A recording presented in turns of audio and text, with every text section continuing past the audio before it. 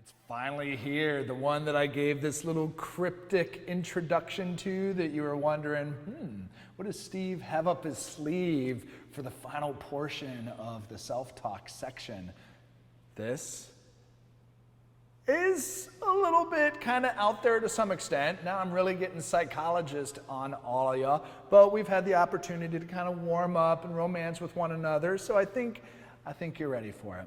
So the third strategy of the self-talk section is personification. And the reason why I called it personification, truth be told, I didn't know what else to call it. However, if you look at the definition of personification, the definition is making non-human human. So what do we mean by that? So sometimes what we have in our heads is so obvious to us. We know where it comes from, we know when it shows up, and so we may have a little bit of a better handle on those particular messages to us. Whether they're positive or negative, whatever, but they're more familiar to us.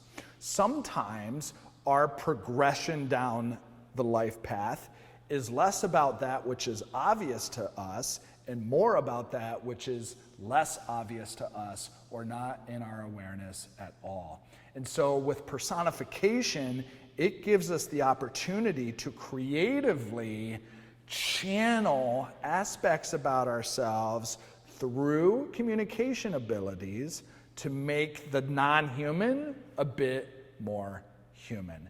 And the value of that really is that you're then able to unlock or uncover some really interesting things about ourselves that we might not necessarily know as being part of ourselves without doing that or engaging in that process. So there is a few strategies of personification that I personally like to work with when I work with my clients.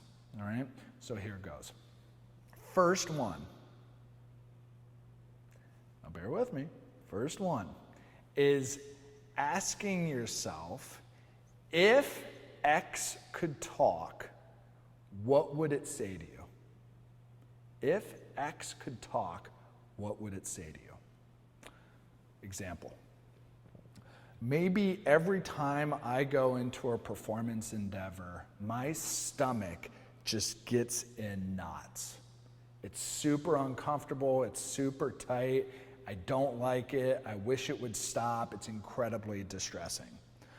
Something to ask yourself if you want to learn how to be aware of, manage the stomach tension in a slightly different way than what you did before, is by asking, if my stomach were to say something to me right now, what would it say? And then you just start talking. You answer the question. And what you might say is, just relax, unwind, be more open. I'm putting words into your mouth. Who knows what you would come up with? But think about the value of that.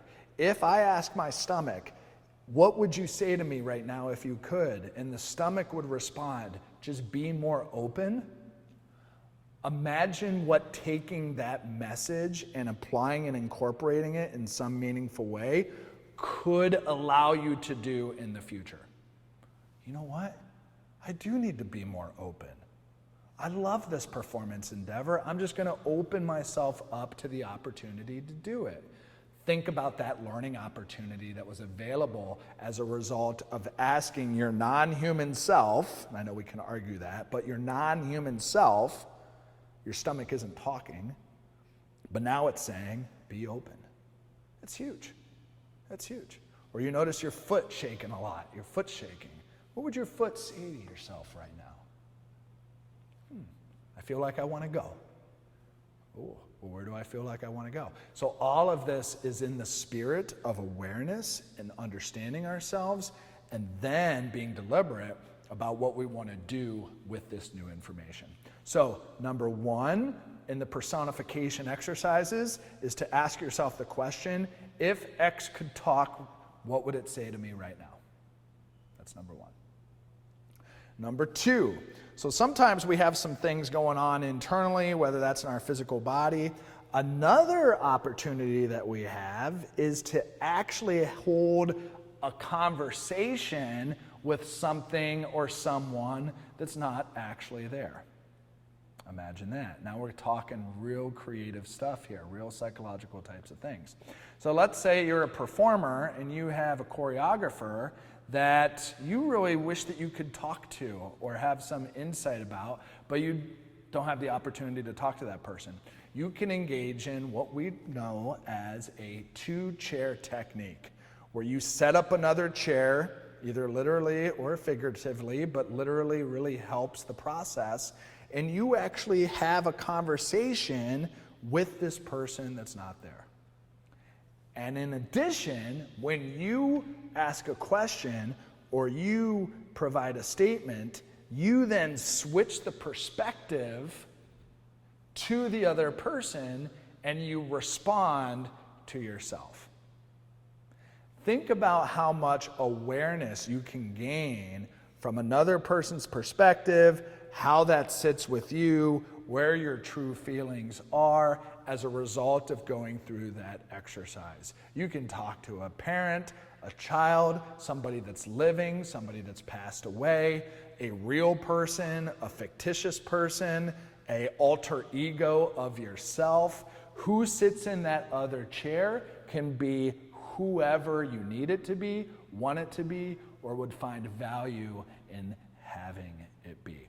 Again, a creative exercise that uses our ability to engage in self-talk in a very artful type of way to help build awareness about our inner self. And then from that awareness of our inner self, we can make more deliberate decisions about how to act on that or not act on that in the future.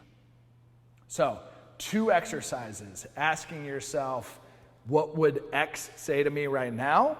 Engaging in the 2-chair technique. And then last but not least is taking a perspective change. Now, all of these offer a bit of a perspective change, but another one that I really, really like is to zoom out. Zoom out. And the way that we zoom out is in a couple ways.